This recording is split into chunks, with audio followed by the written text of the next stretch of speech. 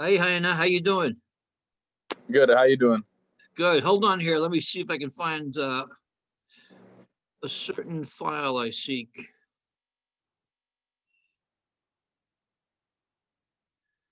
Where is this thing?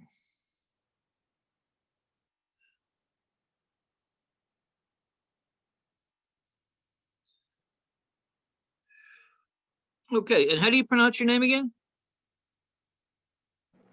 Ha'ana. Hayana? Ha'ana. Ha'ana. Ha'ana. Ha'ana. Ha'ana. Ha'ana.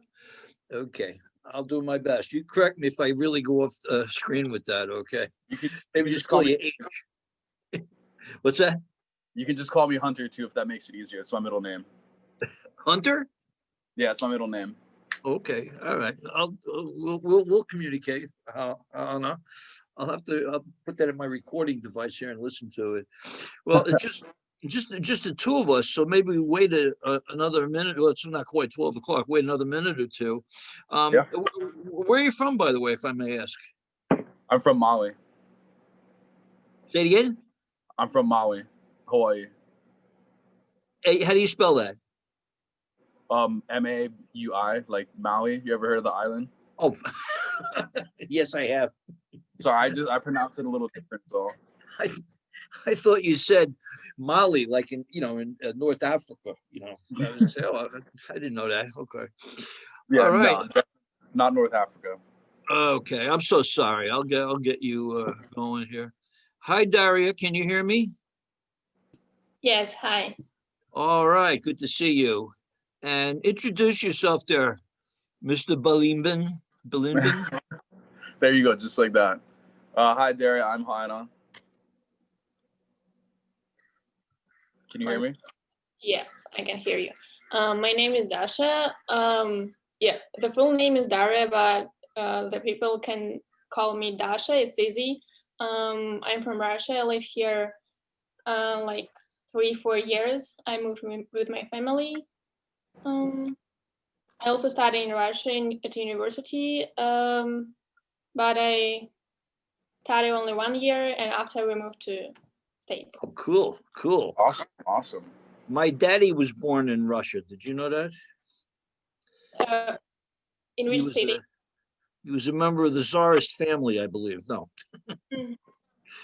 Okay, here we go. What I'm going to do is I'm going to hook us up with a chapter that goes into a little more detail than what's in our book right now. But I think it's going to be a useful session. So let me bring this up if I can. And let me start by trying to share the screen.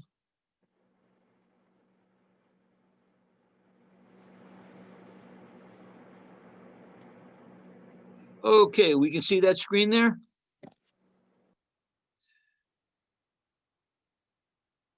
Let me make this a little bigger here. Let me get us going here.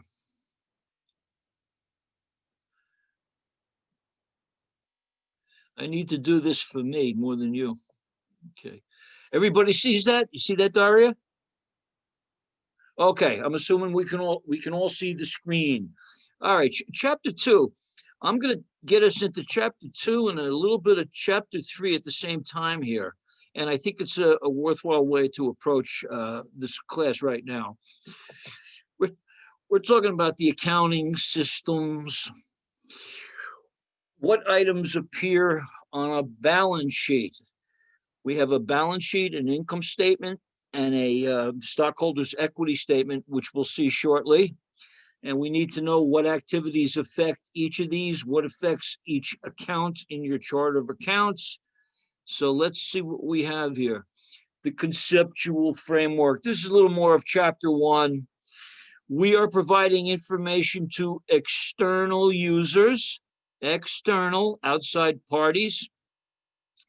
And we have to have certain elements measured: assets, liabilities, stockholders' equity, investments, distributions. These are different terms we're going to hear now in a few moments, I hope.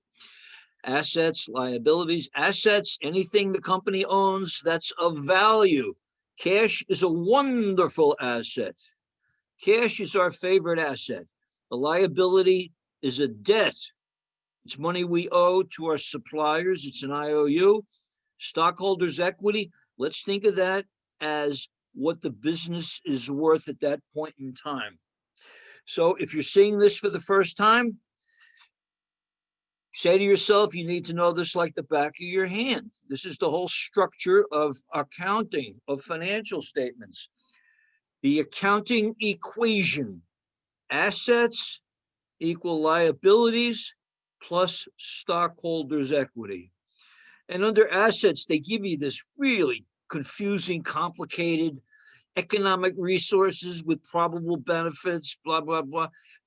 Assets, we know what an asset is. An asset is anything of value we own. Cash, a building, inventory. Accounts receivable is a good one. Accounts receivable, which we'll see soon. That's the amount of money your customers owe you at that particular time. So this company has assets, but the business is not worth what the assets are, because you have to take into consideration the liabilities, probable debts or obligations that result from a past transaction. Come on, it's a debt. Liabilities represent an IOU. It's money we owe. It's as simple as that. Assets equal liabilities plus equity. This is the book value of the company. This is what the company is worth right now per our financial statements. And you'll learn shortly that that has really nothing to do with what it's worth in terms of the marketplace due to certain accounting rules and restrictions. But let's understand this a little bit. Assets. I have a company and I have $10 million worth of assets. I have a ton of assets. And I offer to sell my $10 million worth of assets to you for $1,000. You might not do it because I could have a ton of liabilities and negative net worth. Okay. Let's see what we have here. Let's look at our first look, I guess, at a balance sheet. A balance sheet, huh? Assets equal liabilities plus equity. This is what the balance sheet is. It is a look at your assets, liabilities, and equity. It is a reflection of the accounting equation. So without getting into any, too many details, since we're just getting started here, look at what the assets are. You have cash, good asset. Maybe this company had money they could invest in another business. Receivables, supplies they haven't used yet. Total assets, 1,425,000. But they owe, I'm so sorry, I got the happy fingers here. You got the current liabilities. These are debts they owe. You have accounts payable. That's what they owe to their vendors, their suppliers. They have some other unrecorded expenses, or not unrecorded, but expenses that are accrued to pay later, and something called unearned revenue. So the key right here is simply that the balance sheet is a reflection of the accounting equation. And they're just taking us back a little bit to external events, internal. External is what we're going to be doing for a while. Internal are transactions that the company has to record, but the whole world doesn't know about them. And we're going to pick them up when we get into chapter 4, the adjusting journal entries. Okay. Now, I'm getting a little bit of ahead of us here. I'm getting us a little bit more into chapter 3, but this will tie back hopefully in a moment. A business running any kind of accounting system works in terms of a chart of accounts, which is a list of the items you want to track, an organized format used by companies to accumulate the dollar effects of transactions. So think of these as a folder. Cash is a separate folder. Oh, I'm so sorry, guys. I'm going too fast. Cash is a separate folder. Inventory, notes payable. You're going to have one of those for every single item in your chart of accounts, your general ledger accounts. So they're giving us another example here. Assets, And they're explaining a few of them: accounts receivable, items we owe or that are owed to us, monies owed to us, liabilities, assets minus liabilities equals stockholders' equity. And then during the month, we are going to be selling things, hopefully, and we're going to be selling things, and we're going to be paying for certain expenses. The difference between your revenues and expenses, believe it or not, is your income, your net income. And at the end of the month, we're going to take that net income and move it and increase the equity. So this is your chart of accounts. It's all the account titles that you want to track. Transaction analysis. Now, here's a real key, huh? Every transaction includes two accounts.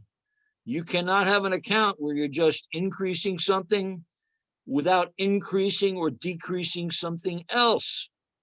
When you spend cash, your cash goes down, obviously, but something might have gone up. You might have bought inventory, so your inventory went up. You might have paid down a liability, so your liability went down as well. Two accounts. It's called dual accounting, okay? And I bet you might have figured this out already. The accounting equation must always be in balance. Now, when you're working when you get out into the accounting field, or you're in any kind of business situation, there is almost no way this equation should ever go out of balance, because you're working with computer systems. And my goodness, they should not allow you to record an unbalanced or a one-sided entry. Back in the days when it was hell, when we had to do this in pencil, sometimes this thing would get fouled up, and oh, what a job it was to dig it out, huh? So they're talking about balancing the equation, balancing the accounting equation, what was received, what was given. Something happens and you know you need to record some kind of transaction. It can be as simple as you got the electric bill in the mail.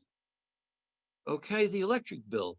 You're probably not going to pay it at that moment, but my goodness, that's an expense you need to record and recognize. So you must be smart enough to say, this is the electric bill. We now have an increase in that expense. And since I'm going to pay it later, I'm going to put it into what this liability account we call accounts payable. Or maybe you're one of these people who pays right away and you're going to reduce your cash right away. So you're always thinking in these transactions, what increased, what decreased, and verify that the accounting equation is in balance. In balance. And what we're going to do now, and now we're getting more into the chapter 2 here, we're going to go through a few transactions with pluses and minuses, okay? Increases and decreases. And hopefully we do a few of these, and then we'll get into the world of the T accounts, okay? So let's see what we have here. Here is the first transaction we've ever seen as a class, huh? It's exciting, huh? What was received? Chipotle issued 10,000 shares of stock, and they received $62,300 from the public. That's really 62 million, but we'll let it slide, right? 62,000 in cash. That's how much they received. So look what happened to your cash. It went up. Who knew? Cash goes up. The stock had a par value of $1, so it's 0.01 times 1,000 common stock, and the additional paid in capital. Let's not worry about these. Oh, I'm so sorry, guys. This thing is very touchy for some reason. Gotta put gloves on. Okay, so here's our first transaction. Is the accounting equation in balance? Yeah, absolutely. Here is our next one. Chipotle borrowed $2,000 from the bank, and they signed a note. Okay, we don't know anything about accounting. Not yet, I don't think. But common sense tells us if we borrowed $2,000, it increased our cash. And since we borrowed it, it's probably a liability we need to pay. So let's take a look. Again, you have to have two or more here. You can never have one. The first account Cash goes up 2,000, but look what happened with notes payable. Notes payable went up 2,000 as well because we owe the money. Notice that notes payable is not called accounts payable. Accounts payable, which is the most common debt a business has, represents the monies they owe to their suppliers, the people from whom they buy their merchandise, the utility company, the insurance company.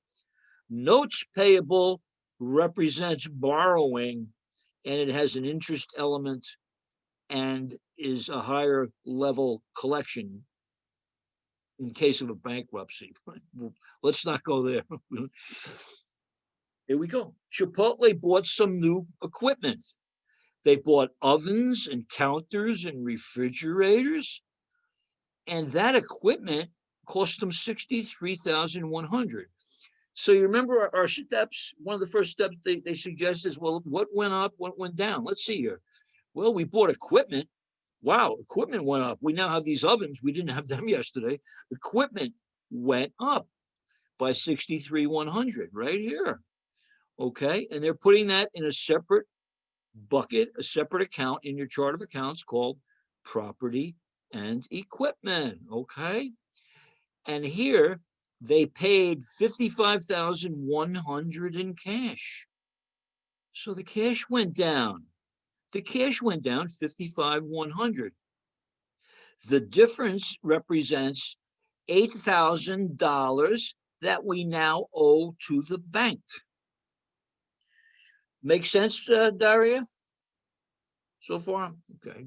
I'm just looking for a friendly nod once in a while. Okay, let's go to D. Okay. Here.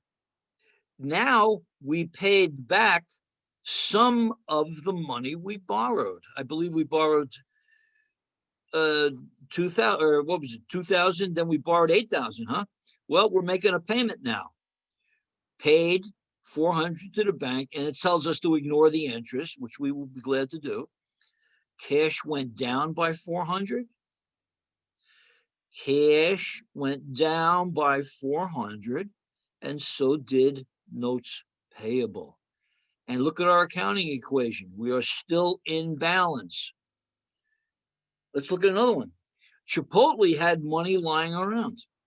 Companies, a restaurant company like Chipotle, a food seller, they may have money lying around, and they may decide to buy Microsoft stock or something. And that's exactly what they're doing here. They're buying some stock in another company. So again, let's try to think in terms of pluses and minuses at this point. Purchase the stock of another company. They paid $60,000 in cash. So what happened to our cash? It went down. And what did they get for their money? They got two investments, one long-term and one short-term. And we won't worry about that right now in terms of long-term, short-term. Suffice to say, for our $60,100, or for that $60,400, we got stock in Microsoft or a bond in Microsoft. Chipotle does not pay dividends.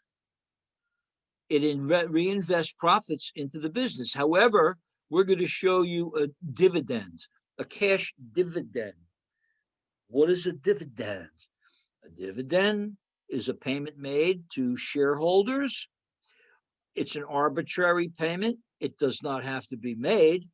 Some companies don't pay dividends at all, yet people buy their stock all the time, because companies that don't pay dividends hopefully are taking that money and plowing it back into the business for research and greater profits. A cash dividend, some companies pay dividends regularly. I'm a little older now, and I own just a couple of stocks that I think are pretty solid in terms of not flopping on me too much, but they pay a pretty good dividend, and they've never failed to pay a dividend for over 100 years, and they've never reduced the dividend for over 100 years, knock on wood. So a cash dividend. So let's see what happens when there's a cash dividend. It says they will pay. They just announced it, so they haven't paid it yet. That created a third liability, you're saying. Dividends payable. Companies never have to pay a dividend. Never, never, never. But if they announce that they're going to, then they're stuck. They have to make that payment, okay? So what happened here? Dividends payable went up. And what we want to get across here briefly is that when a company makes a dividend, they are reducing the net worth of the business. They have given away part of this equity. Hence, retained earnings is lowered. Okay? Let me continue. Okay.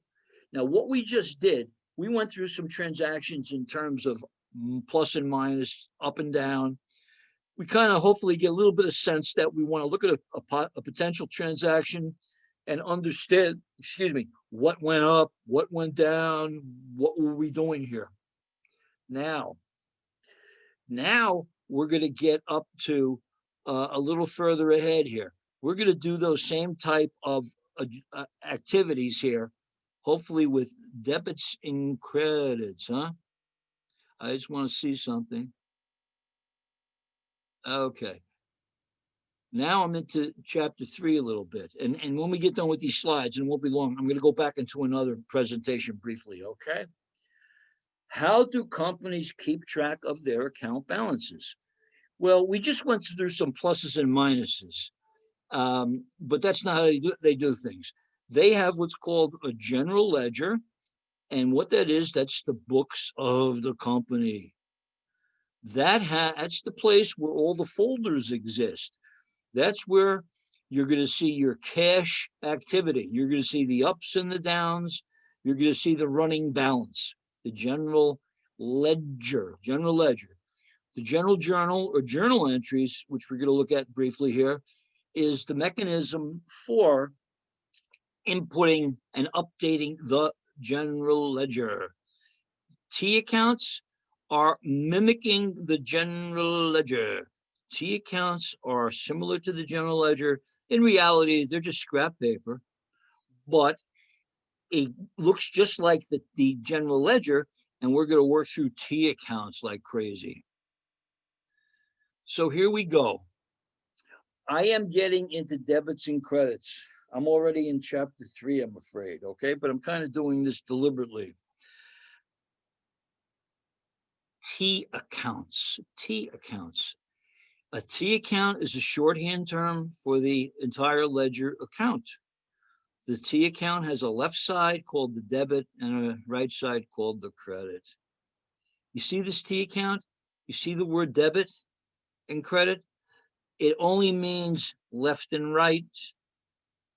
That's all debit and credit means, left and right. It has no other meaning. It does not mean up, down, high, low, plus, minus, increase, decrease. There's no moral judgment there. It is just the definition of left and right.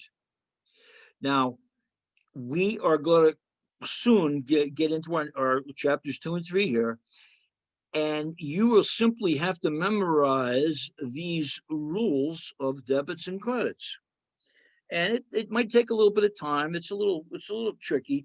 Students struggle with this at first, and it's understandable, but the more you do your homework, the more you think about it. Assets equal liabilities plus equity. Assets. Debit on the left, credit on the right, debit on the left, okay? You see the plus sign under assets? That means that assets are increased with a debit. So if this general ledger item had 0, and then you collected $5,000 from somebody, you would put it on the debit side.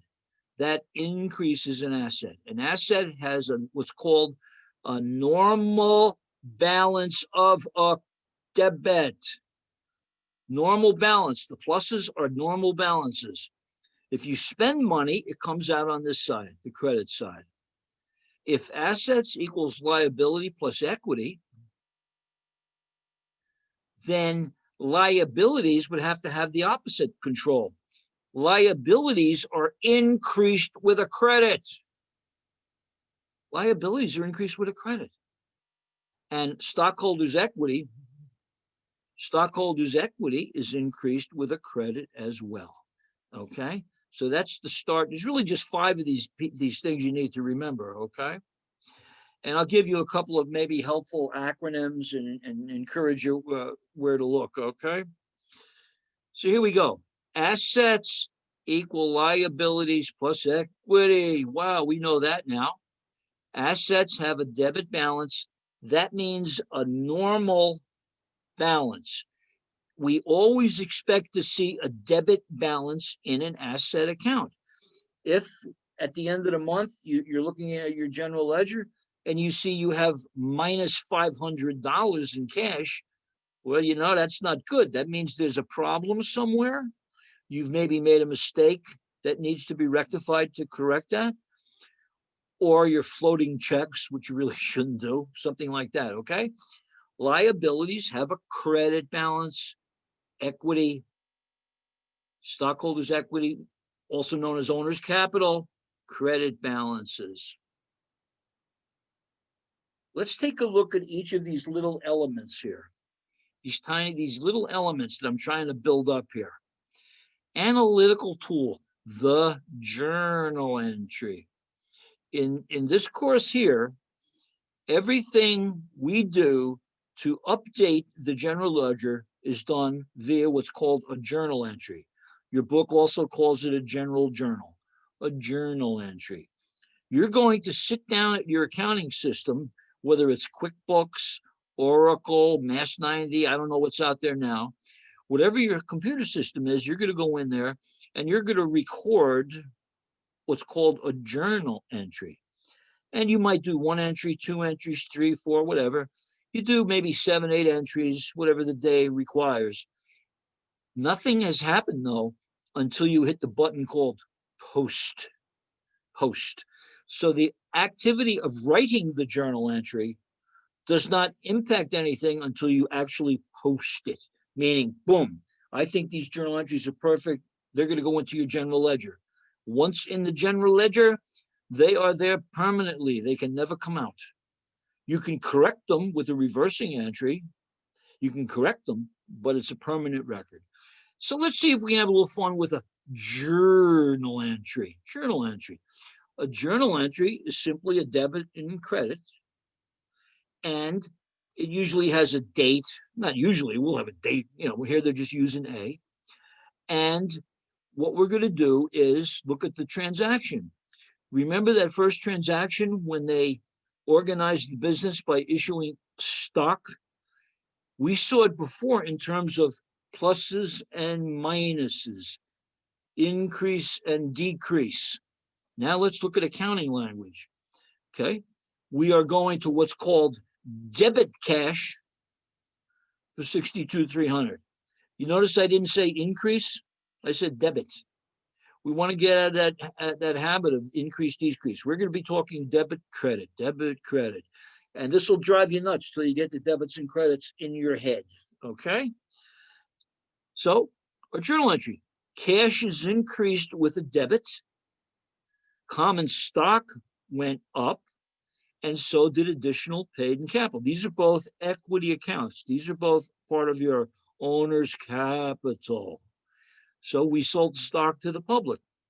We debit cash, which increases it, and we credit common stock, which increases that, and we credit additional paid-in capital, which increases that, okay?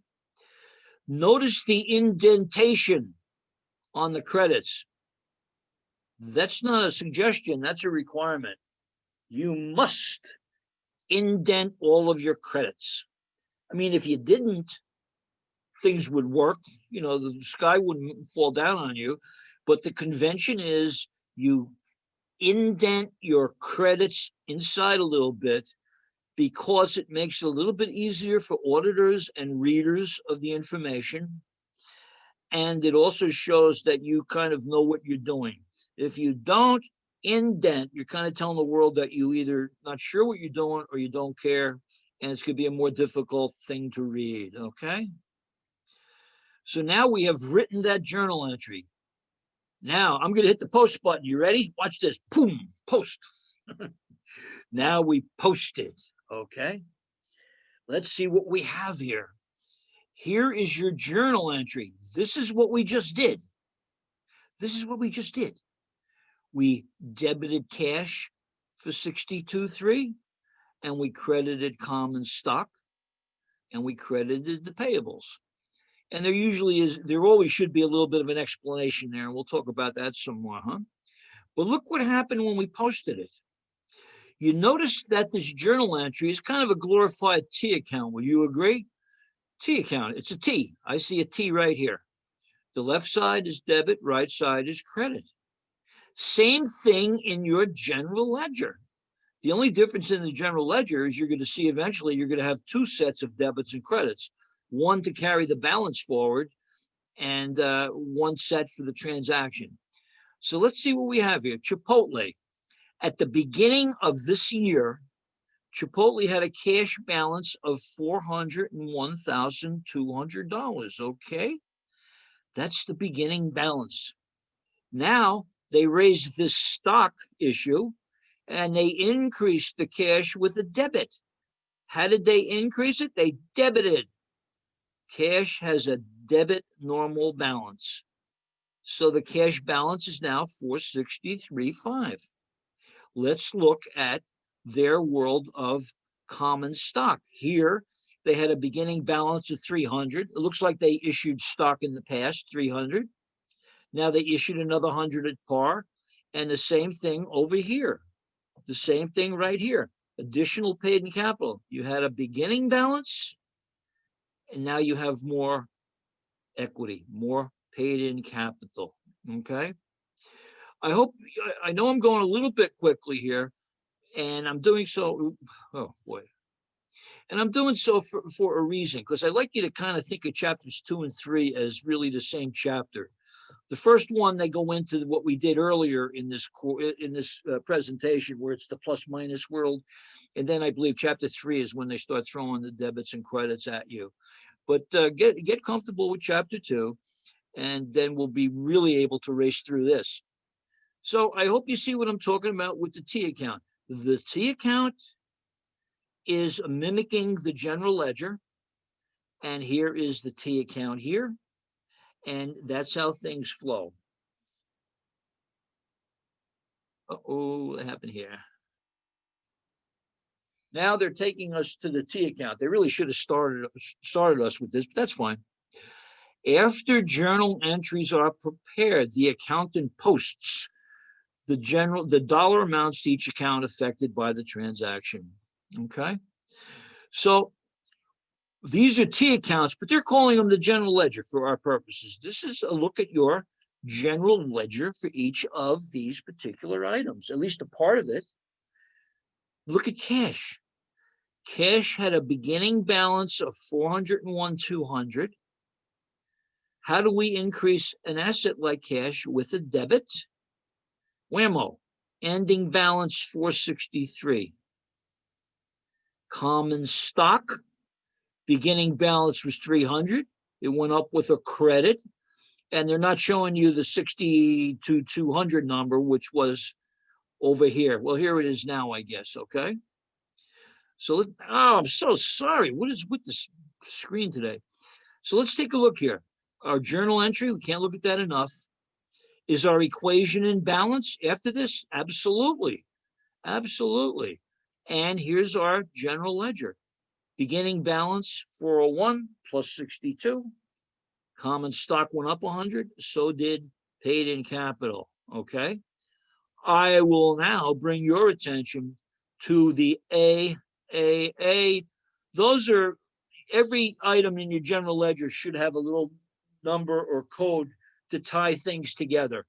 In other words, the auditor is going to come in and say, how much cash you have? And you're going to say, we have 463,000. And they're going to say, prove it. And they're going to look at your bank balance, and they're going to see 463. And then they're going to say, okay, I'm going to check this out. What is this all about? The AAA means it's part of the same transaction. That's all it means. And it's an easy way to tie these things together.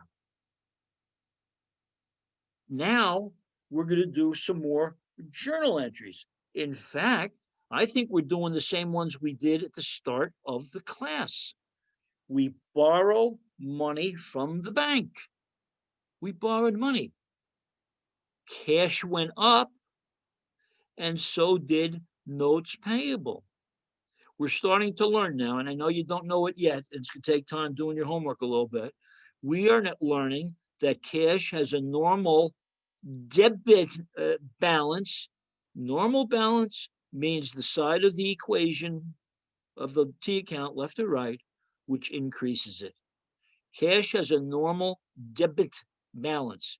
So anytime we are increasing cash, it's going to be a debit to cash for $2,000 and a credit to notes payable. Credit to notes payable. And that balance is now up to 225,600, okay? Let's take a look here. Let's take a brief look. We have now put in a whole bunch of entries. This is what your general ledger now looks like, I guess, at the end of this month. Looks like they've done 3 or so transactions. Let's take our way through this here. Cash had a beginning balance of 401,200. They had the money that they raised with the stock issue. They borrowed money. But look at this, they spent 55,100. They spent 400, they spent 6,400. You see the letters? 55,100. What was that all about? Oh, now I can see. Yeah, that was when we brought in all that equipment and we had to pay cash, and then we had to finance the rest of it. We had where the heck's the rest of that thing? Hold on. Debit cash, credit, property, and equipment. And the rest was in notes payable. I'm so sorry, guys. I was looking for accounts payable. We borrowed that money. See the 349,600? That's the balance in cash at the end of the month.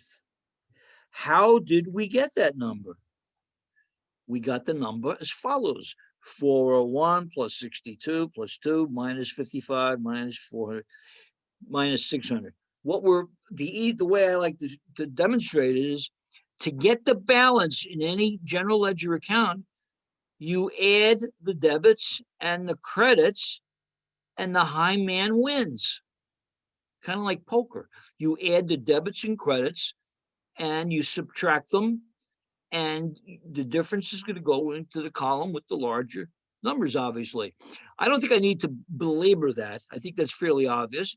But we add up these three, we add up these three, and the difference is the balance.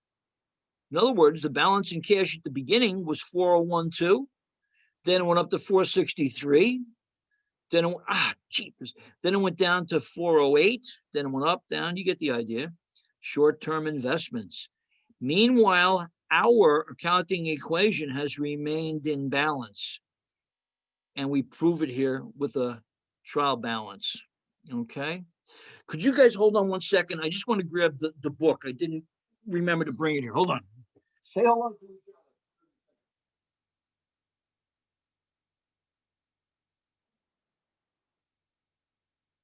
other.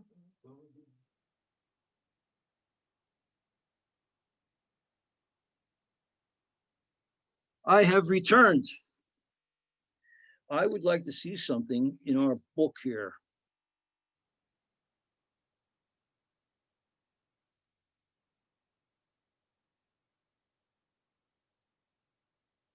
Okay. All right. One other thing real briefly. I would like to see something here.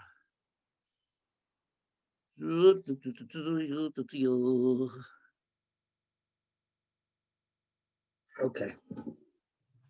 We shall continue.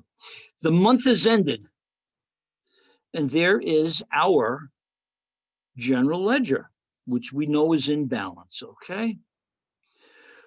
Now we're going to talk about what do you do at the end of the month. Well, we're going to start off with creating what's called a trial balance, a trial balance, which you see here. A trial balance is simply a listing of all the accounts in your general ledger. All the accounts in your general ledger. In your book in the back, this is your chart of accounts. You're going to list every one of these, and you're going to go to your general ledger and post the ending balance. Write down the ending balance. And if we've done things in balance, this will be a reminder of that. So you can see here the debits add up to 1,497,200, and so do the credits. Hey, that's wonderful. That's wonderful. But that does not mean that these numbers are correct.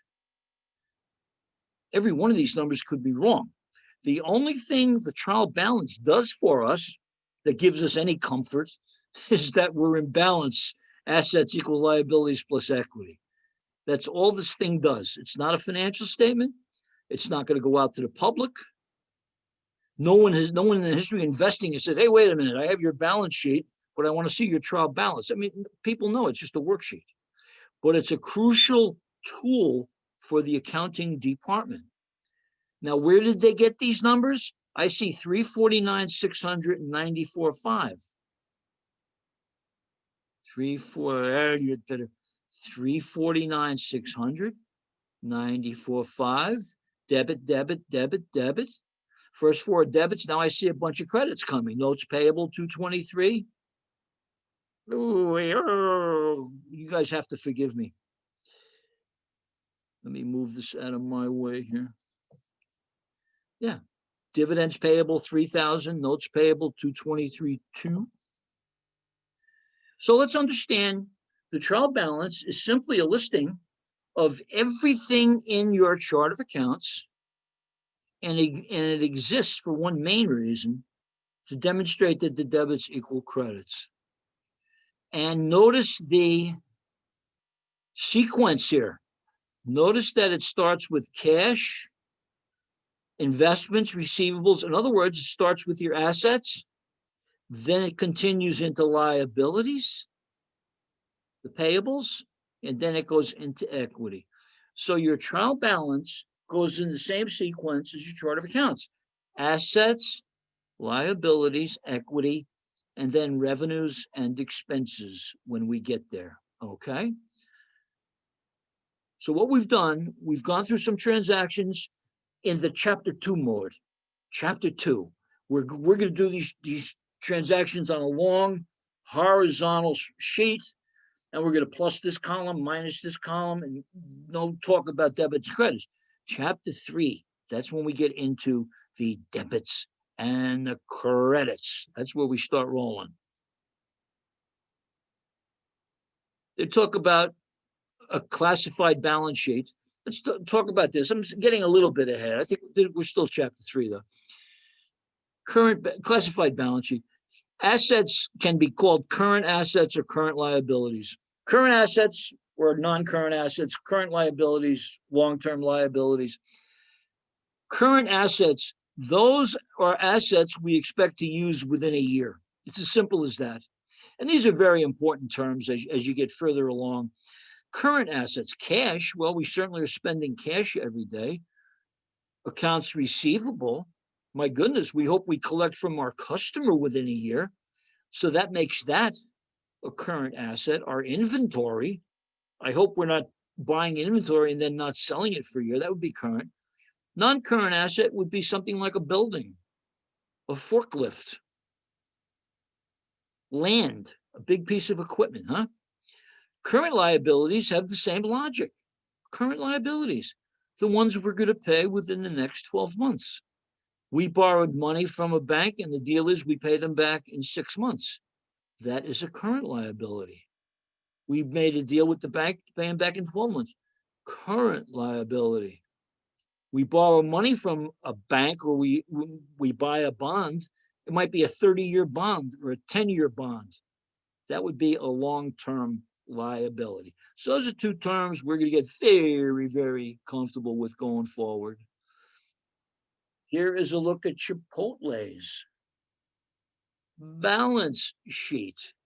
And again, assets equal liabilities plus equity. Assets equals liability plus equity, okay?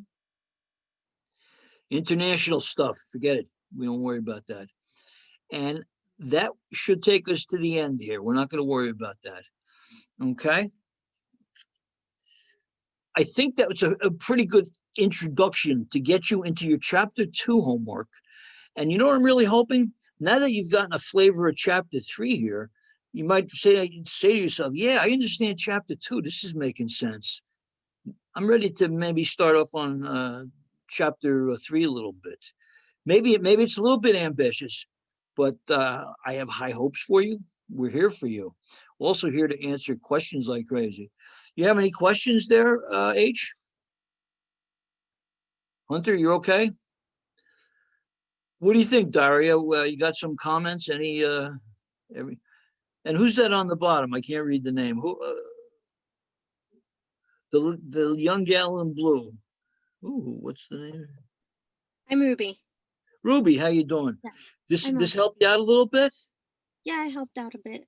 Okay. I'll probably look over it again tonight. Yeah. Like I said, I'm doing something a little bit differently. I kind of squeezed 2 chapters into one, but they're teaching pretty much the same thing. Just one is with the plus minus, one's with the debits and credits. Yeah. So I will, I guess, close the meeting in a moment. Remember now, I'm going to put this in 2 places. This will be in Canvas. You go to the module, and I guess I'll put it into the module for chapter 2. Cornelia will put it into the module for chapter 2. And you could look at this meeting again if you like.